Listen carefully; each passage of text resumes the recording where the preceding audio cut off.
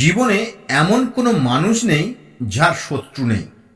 কেউ না কেউ তোমার সাফল্য, তোমার হাসি, তোমার অগ্রগতি সহ্য করতে পারে না। তারা তোমাকে নিচে নামাতে চায়, তোমার মনে ভয় ঢোকাতে চায়। কিন্তু ঠিক এখানেই লুকিয়ে আছে জীবনের সবচেয়ে বড় ম্যাজিকটা।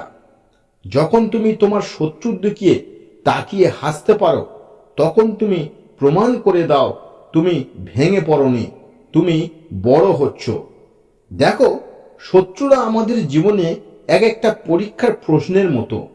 তারা আসে আমাদের রাগ দেখার জন্য, আমাদের ধৈর্য পরীক্ষার জন্য, আর সবচেয়ে বড় কথা হলো তারা আসে আমাদের শক্তি বাড়ানোর জন্য। যখন কেউ তোমার বিরুদ্ধে কথা বলে, তুমি রেগে যাও না, বরং একটা মিষ্টি হাসি দাও। কারণ সেই হাসি বলে দেয়, আমি তোমার নিচে নই, আমি তোমার অনেক উপরে আছি। বন্ধুরা, মানুষ ভাবে প্রতিশোধই উত্তর, কিন্তু না, তোমার সফলতাই সবচেয়ে বড় প্রতিশোধ।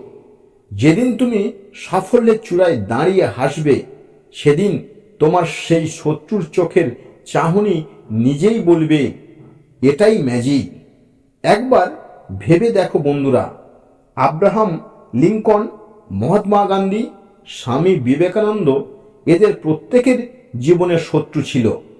তারা অপমানিত হয়েছে, অবহেলিত হয়েছে, কিন্তু তারা কারোর বিরুদ্ধে রাগ দেখায়নি।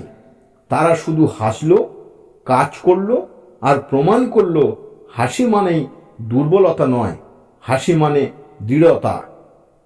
তুমি যখন শত্রুর দিকে তাকিয়ে হাসবে, তখন তুমি নিজের ভেতরের রাগ, কষ্ট, অভিমান সব কিছু জয় করে ফেলবে। তোমার হাসি তখন হয়ে উঠবে একটা অস্ত্র, যে অস্ত্র দিয়ে তুমি নেগেটিভিটিকে হারাবে। এবং ঠিক সেই মুহূর্তেই ঘটবে ম্যাজিক। তোমার শত্রু অবাক হয়ে দেখবে তুমি আর তার কথায় ভাঙনি, তুমি বরং আরো আলো হয়ে উঠেছ। তাই আজ থেকে যখন কেউ তোমার বিরুদ্ধে কথা বলবে, তখন কেউ তোমাকে নিচে নামানোর চেষ্টা করবে, তাদের দিকে তাকাও, একবার মিষ্টি করে হাসো, আর মনে মনে বলো, তুমি যা করো আমি তাতেই হাসি দেব, কারণ আমার সাফল্যের ম্যাজিক এখন শুরু।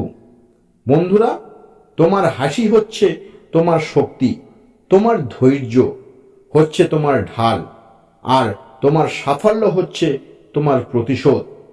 তাই আজ থেকে মনে রেখো, আপনার শত্রুর দিকে তাকিয়ে হাসুন, আর তারপর ম্যাজিক দেখুন।